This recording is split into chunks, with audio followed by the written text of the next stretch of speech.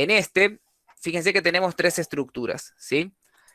Em, Acá una aclaración, yo les he estado molestando a los alumnos de los turnos míos, del 1 y ustedes del 4, con que las proyecciones de Fisher se representan así, los carbonos asimétricos no se escriben. Sin embargo, acá nos encontramos con que tenemos proyecciones de Fisher y los carbonos asimétricos están escritos, ¿sí? Esto ocurre porque a veces se los escribe igual a los carbonos asimétricos para evitar confusiones y otras veces porque están sacadas estas bibliografías de libros viejos que no se han actualizado y en ese momento todavía representaban las proyecciones de Fisher así. Em, Acepten que esto es una proyección de Fisher, pero tengan en cuenta que estrictamente las proyecciones de Fisher, estos carbonos asimétricos, estos cuatro, no tienen que escribirse, ¿sí? Tienen que representarse por solamente el cruce de los segmentos. Pero bueno, asumimos que son proyecciones de Fisher. Yo voy a dibujar acá las dos moléculas de los dos gliceraldehídos para tener la referencia. Este es el D y acá vamos a representar el L.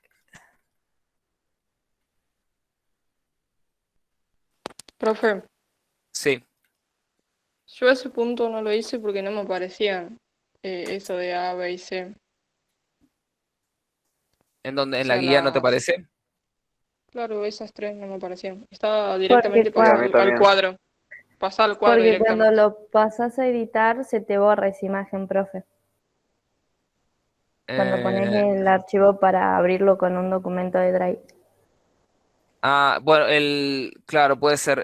Pero el profe no lo subió en formato PDF, porque este archivo del cual yo saqué las imágenes eh, es el PDF que el profe nos dijo que iba a subir al Classroom. Capaz que después subió otro. Pero bueno, si no Claro, aprovechen. cuando lo Apro- pasé a documento de Google Bien, sí, sí, para claro, hacer puede el ser. trabajo. Sí, los PDF pueden ser que a veces se pierdan las imágenes, sí, es cierto.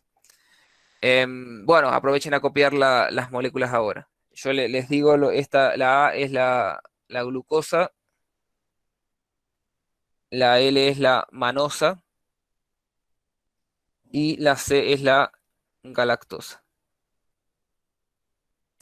Bien, ustedes me deberían decir, profe, ¿cuál de las dos? Porque si hemos visto recién que existían dos glucosas, la D y su imagen especular, que es la que pertenece a la otra serie, la L, ustedes tienen que empezar a estar alerta a que si hablamos de glucosa, y sí o sí vamos a tener que decir cuál de las dos glucosas es, ¿sí? Si hablamos de otros, de cualquier molécula quiral, tenemos que saber a cuál de las dos estamos haciendo referencia. Pero bueno, esto de todos modos lo vamos a resolver ahora. Em, Rápidamente, el último carbono asimétrico en todas las estructuras es este. ¿A qué serie isomérica pertenecen? A la A serie, la serie D. A la D. a la D. Todos son D, ¿sí? Entonces, empecemos por acá ahora. Nos preguntan si estas moléculas son enantiómeros. Si A y B son enantiómeros, si A y C son enantiómeros, si B y C son enantiómeros. Y rápidamente, más allá de observar que ninguna de estas moléculas, o sea, ningún par de estas moléculas son imágenes especulares entre sí, la respuesta más rápida que tiene que surgir es lo siguiente. Si nosotros recién dijimos que para que dos moléculas sean enantiómeros, tienen que tener la configuración opuesta en todos los carbonos asimétricos, y nosotros acá decimos que la configuración de este carbono es la misma en las tres, ya directamente no pueden ser enantiómeros, ¿sí? Estas dos no son, estas dos no son, estas dos no son. Por ejemplo, acá yo les voy a agregar que estas son las D. Acá que es más fácil, si yo pongo un espejo y represento la imagen especular de la D-galactosa,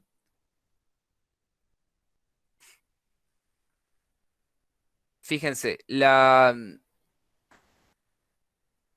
a ver acá, este está acá. La configuración del último carbono asimétrico es la opuesta, ¿sí? Esta es la L-galactosa, ¿sí? Este carbono asimétrico tiene el OH a la izquierda, es la L-galactosa, pero también Los otros 3 carbonos asimétricos que tiene la estructura tienen configuraciones opuestas, ¿sí?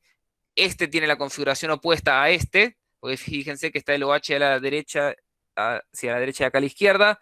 Este carbono también tiene la configuración opuesta porque el OH acá está a la derecha y acá está a la izquierda, y en este otro también tiene la configuración opuesta y el OH está a la derecha acá y a la izquierda acá, ¿sí? Entonces, por eso sí la L-galactosa y la D-galactosa son enantiómeros, porque tienen los 4 carbonos asimétricos la configuración opuesta, ¿sí? Estas moléculas, como les decía, todas tienen la configuración de al menos un carbono asimétrico igual, entonces ya no pueden ser enantiómeros. ¿Bien? Otra Profe, sí, perdón, teniendo en cuenta que tienen la misma fórmula molecular, ¿podemos decir que son diastereoisómeros? sí, son diastereoisómeros, sí. Los 3 entre sí son diastereoisómeros. Dentro de esa clasificación de diastereoisómeros está una clasificación que todavía no hemos visto, que es la clasificación en epímeros. Los epímeros son diastereoisómeros, como decía perfectamente su compañera recién, que se diferencian entre sí en la configuración de solamente un carbono asimétrico, ¿sí? Como vimos, estas dos moléculas son, por ejemplo, son isómeros espaciales que no son imágenes especulares entre sí. Entonces, en general, decimos que son diastereoisómeros, ¿sí? Dentro de esa clasificación, nosotros podemos ver lo siguiente. Fíjense, vamos a empezar por abajo. Este carbono asimétrico y este tienen la misma configuración, ya lo habíamos visto. Este carbono asimétrico y este también tienen la misma configuración, ¿sí? Porque el OH está a la derecha en los dos. Este carbono asimétrico y este también tienen la misma configuración entre ambas porque el OH está a la izquierda. La única diferencia entre la D-glucosa y la D-manosa es la configuración del carbono 2. El OH está a la derecha en glucosa y está a la izquierda en manosa, ¿sí? Difieren en solamente un carbono asimétrico. Eso lo que hace es que estas moléculas entre sí sean diastereoisómeros y específicamente son epímeros entre sí. Entonces, acá en la tabla ponemos que A y B sí son epímeros entre sí. ¿Y a qué nos hacen referencia cuando nos piden indicar en qué carbono? Y nos preguntan justamente en qué carbono está la diferencia de la configuración. Porque recuerden que es solamente en uno. Si ya difieren en más de uno, no son epímeros, son diastereoisómeros en general. Bueno, estas dos moléculas difieren en la configuración del carbono 2. ¿Sí? El carbono 2 es el que tiene una configuración opuesta en ambos.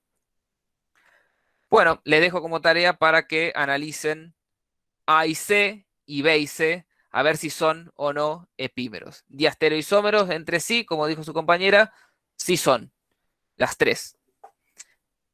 Les queda a ustedes verificar si B y C y A y C son epímeros entre sí, y en el caso de que sí sean epímeros entre sí, indicar en qué carbono está la diferencia.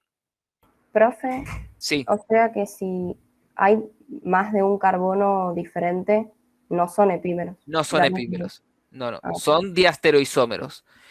Salvo que la configuración de los carbonos asimétricos sea la opuesta en todos. Si es la opuesta en todos, estamos en este caso, ¿sí? En los enantiómeros. Pero si no es la opuesta en todos y cambia en algunos, ni en todos, si cambia la configuración en todos, son enantiómeros. Si cambia la configuración en uno solo, son diastereoisómeros. Perdón, bueno, sí son diastereoisómeros, pero son epímeros. Y si cambia en alguna cantidad entre medio, en este caso, 2 o 3, son diastereoisómeros en general, ¿sí? Entonces, epímeros si cambian uno solo, enantiómeros si cambian en todos, ¿sí? Y diastereoisómeros en general si cambian en alguna otra cantidad que no sea ni todos ni uno solo. Bien, Profe, ¿puede ser que en la B y C no sean epímeros? A ver, yo no lo hice, pero veamos. El carbono 2. El carbono 2 es diferente. El carbono 3 es igual. El carbono 3 es diferente también. No son porque difieren en el carbono 2 y en el carbono 4. ¿Sí? Como tenemos En la dos, fila, sí, no, no digo, como tenemos dos carbonos asimétricos que difieren en su configuración, no son epímeros. entonces la fila del medio la dejamos vacía. Eh, claro, acá ponemos nada y acá ponemos no. Sí, Listo, gracias. de nada.